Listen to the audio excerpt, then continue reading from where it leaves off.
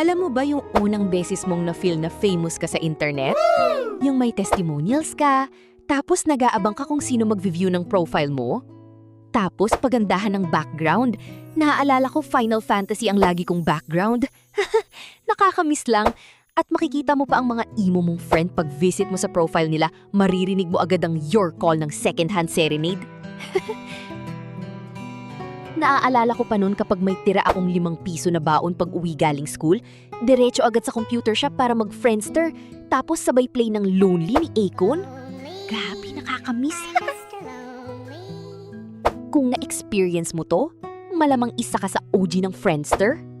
Pero ang tanong, paano nawala ang hari ng social media?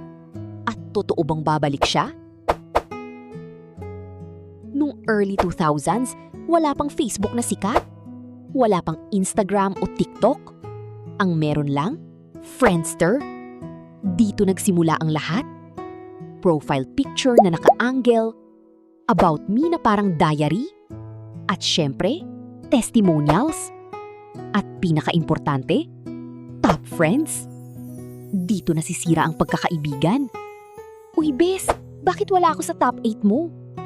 Pero habang sumisikat ang Friendster, unti-unti rin siyang bumabagal. Laging naglalag, minsan hindi ma-open ang profile. At habang hirap si Friendster, may bagong dumating. Facebook. Mas mabilis, mas simple, mas malinis.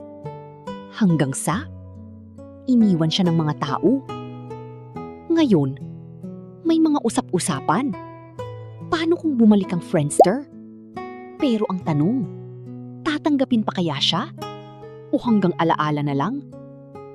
Isa lang ang sigurado, hindi mawawala ang marka niya sa atin.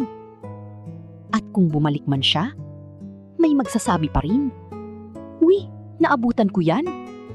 Ikaw, gagamitin mo pa ba ang Friendster kung bumalik siya? I-type ang iyong sagot sa comment section.